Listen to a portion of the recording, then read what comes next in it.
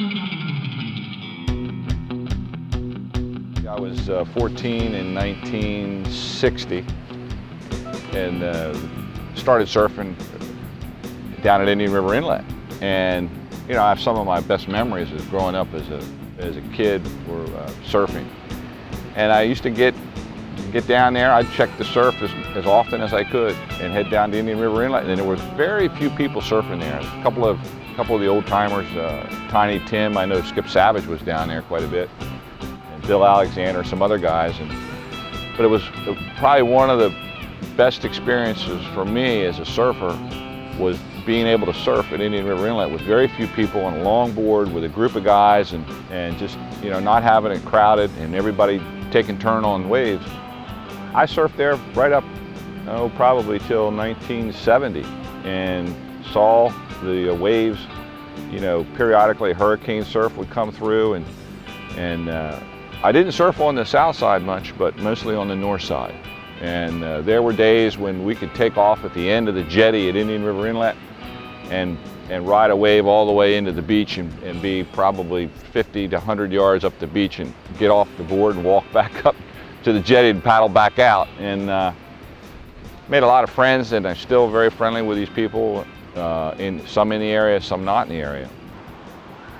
It was 1965. I got out of high school, and you know, and the Vietnam War was going strong, and I actually joined the Navy Reserves.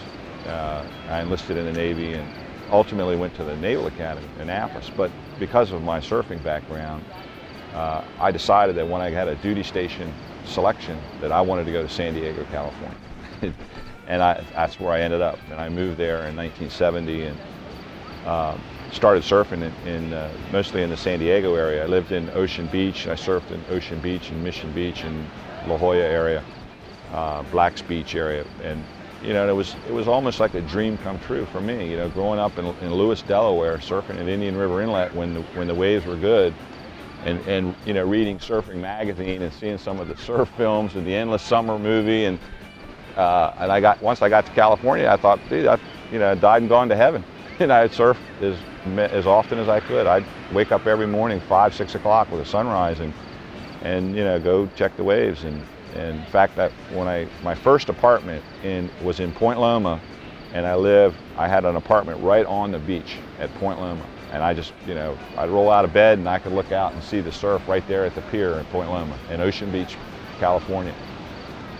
And then I was, you know, away for a couple of years, but I stayed in San Diego. I ended up going to grad school there, went to San Diego State University, and then I moved up and down the coast. I moved to Carlsbad, and I surfed in Carlsbad and Oceanside.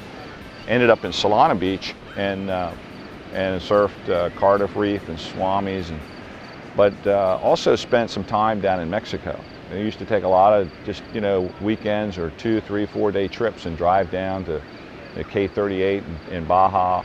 And go down to, we didn't go to Cabo. I went to Cabo a couple times, but mostly for fishing.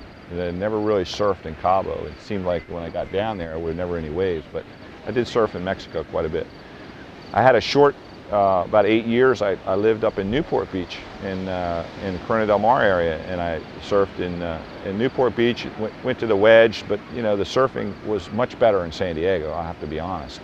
And ultimately moved back to San Diego and worked as a realtor there. I was a stockbroker and a realtor there, and still my schedule allowed me to surf every morning when the sun came up, and I would literally go as often as I could.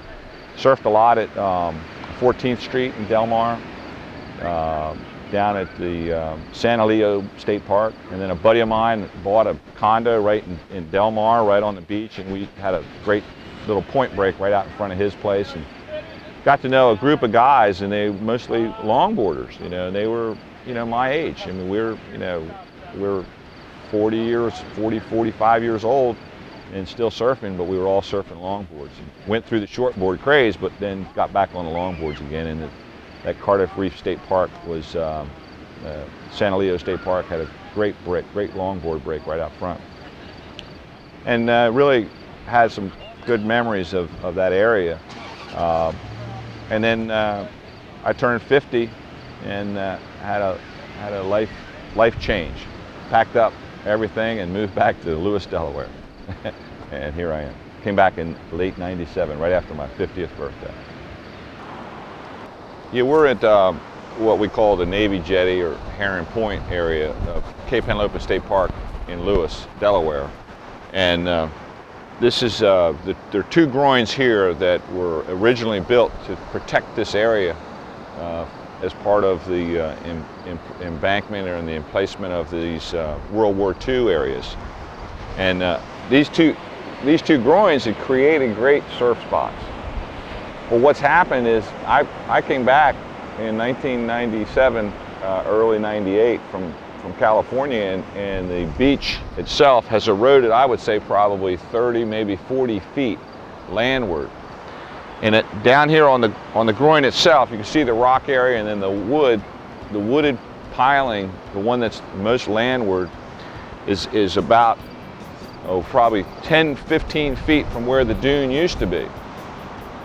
And at one time, there were actually tree stumps out there on the beach and submerged at high tide.